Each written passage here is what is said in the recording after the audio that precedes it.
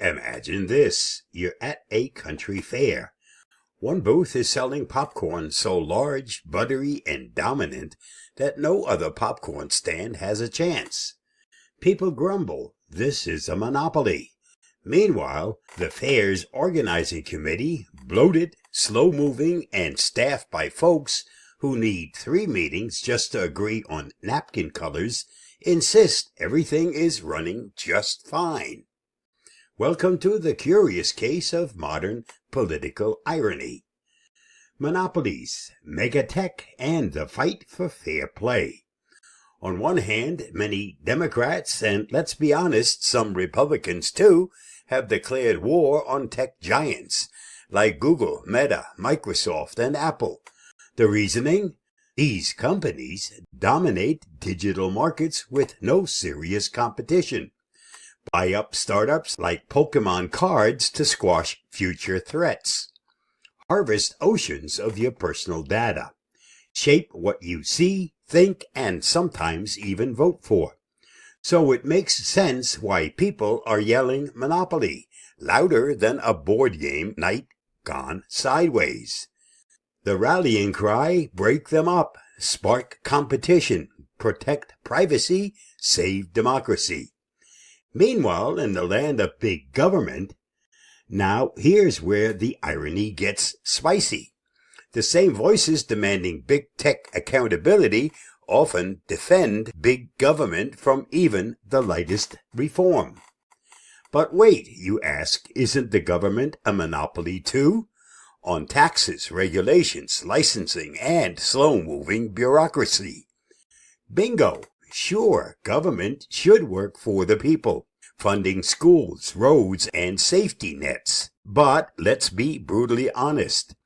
Education is underfunded, politicized, and often fails to prepare students for life. Infrastructure. Our bridges and highways are cracking like your aunt's Thanksgiving gravy. Shovel-ready projects tend to stay shovel-ready for decades.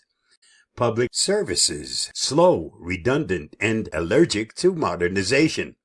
Just try dealing with the DMV or VA without packing snacks.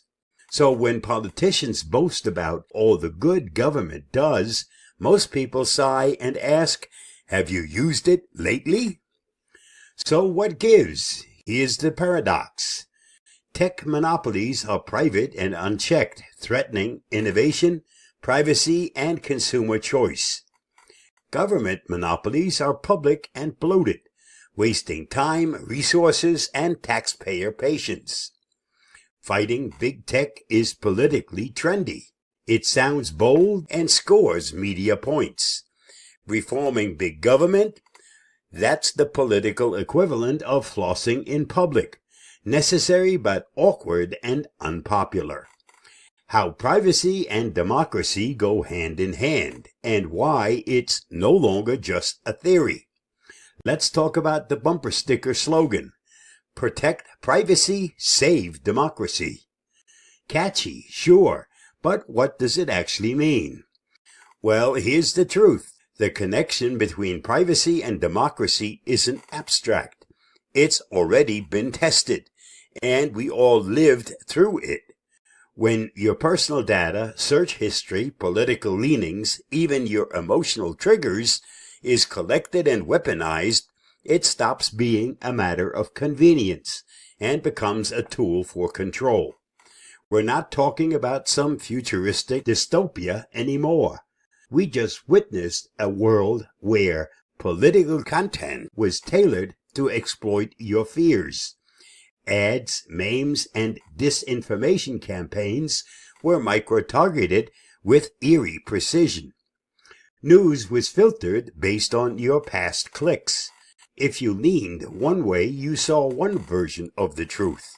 If you leaned another, you saw something completely different, and maybe never ever knew the other version existed. Opposing views were quietly buried by algorithms. Voices were shadow banned, stories deprioritized, and certain narratives mysteriously vanished from feeds. This isn't science fiction. This is social media over the past 5 to 10 years. From election cycles to pandemics, the invisible hand of algorithmic influence shaped opinions while most people just kept scrolling. No privacy equals precision manipulation. Manipulation equals democratic decay. So yes, protecting your privacy is more than just a tech issue. It's a defense mechanism for a functioning, informed, and free society. Here's the kicker: TikTok, DeepSeek, and the privacy lip service. If protecting privacy is so important, here's the million-dollar question. Why are TikTok and apps like DeepSeek still operating with almost zero real regulation? TikTok, with ties to the Chinese Communist Party, gathers behavioral data, facial mapping, keystroke patterns, and more, all while hypnotizing users with dance trends and cat videos.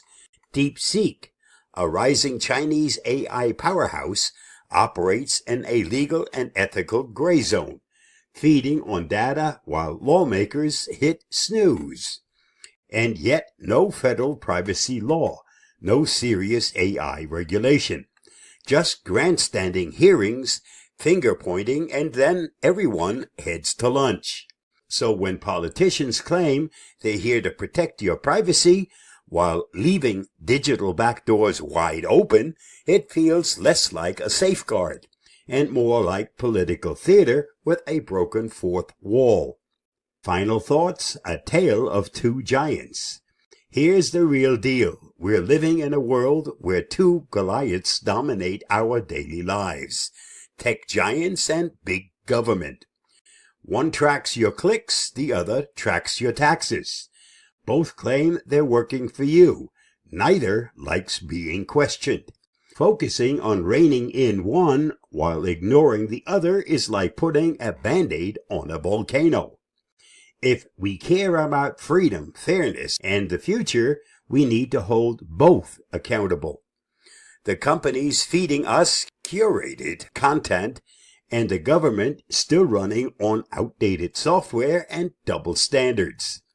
Stay safe, stay secure, and realize that whether it's an app or an agency, unchecked power is still unchecked power. I'll see you again soon. Bye-bye, and thanks for reading, watching, and listening.